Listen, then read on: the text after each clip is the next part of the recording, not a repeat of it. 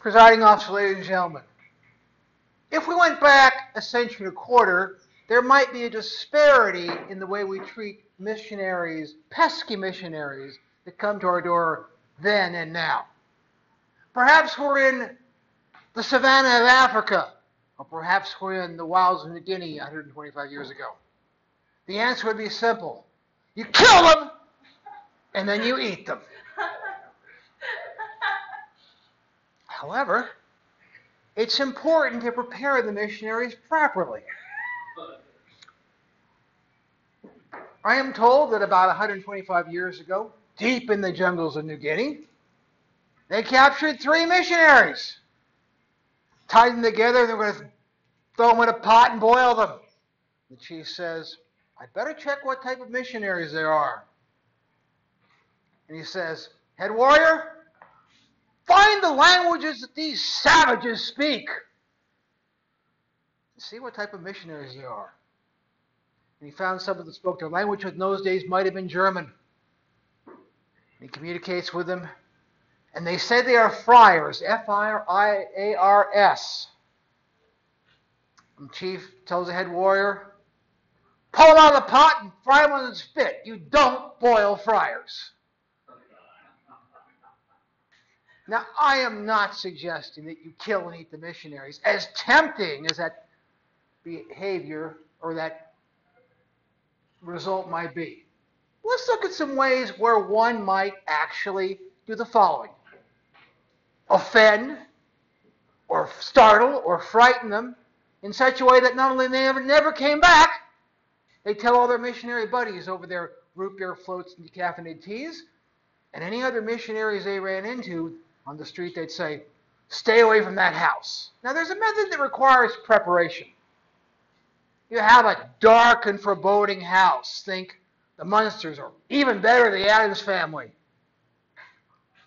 You'd have a foyer with stark red and blacks, and maybe some pentagrams all over the walls and the ceiling.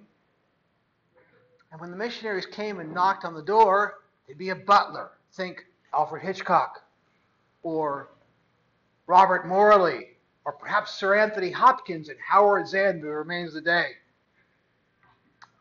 And he'd open the door with his derby in hand, because a gentleman would never wear a hat indoors. And he'd say, gentlemen, state your business. They'd state their business, and he'd say, the mistress of the house is away headlining a dominatrix convention. Perhaps you'd like to return for a triumphant reception this Saturday evening at 7 o'clock. Chains and whips are both required. And do be prepared to fill out your consents form, because the ritual sacrifice of virgins follows promptly at 8.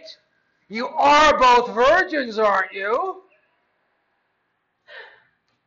And now, if you excuse me, gentlemen, it's time for me to sharpen the sword for the ritual ceremony sacrifice. How fast do you think those fellows would run away? And do you think they'd tell all their missionary friends? Do you think it'd be a disparity in the behavior? They'd stay away from that mansion? And that required preparation. There are some methods for dealing with people that require simply quick thinking.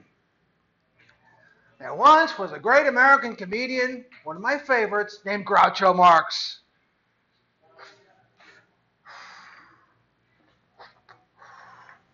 He started off in vaudeville with his brothers, the Marx Brothers, moved on to cinema, and then eventually Groucho moved on to radio and television work. He was the spokesman for DeSoto in the mid-1950s. His slogan was, tell him Groucho sent you. Also in the 1950s, he had a show, originally on the Vermont Network, and then eventually on NBC. It was called You Bet Your Life, with his sidekick George Fenton. It was one of the first shows to have tape delay, or broadcast delay, because Groucho was ever a loose cannon. Made a great deal of money. And by the late 1950s, he had enough money to buy a 40-acre spread here out west for himself and his family. One year on summer hiatus, he decided to spend a week or two on his ranch. Way at the back of the ranch, was a beautiful large pond surrounded by mature fruit trees. And one afternoon, Groucho says, I'm going to drive the 4x4 back and take a 5-gallon bucket and pick some fruit.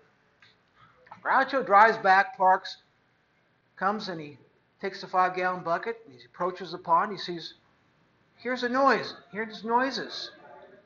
Gets closer. There are 5 new young ladies skibbity dipping in his pond.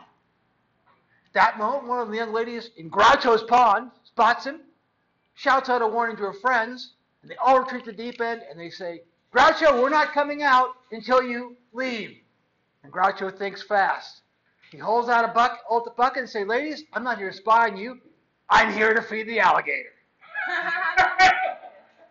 And they're out of that pond lickety-split. Let me give you a real-life example of somebody I know that used this technique to great effect. This was some years ago in California. Ladies are sharing a house with their adult daughter, 2-story house. She was upstairs working at her desk.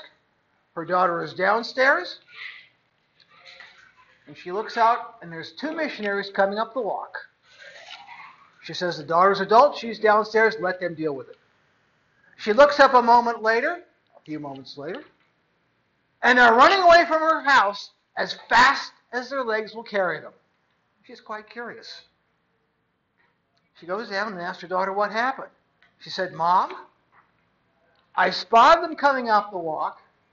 As they came up the walk, I took off all my clothes, and when I knocked on the door and I opened it,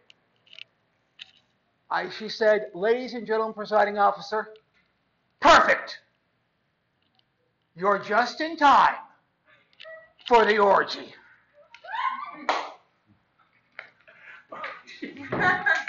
I wasn't ready for that.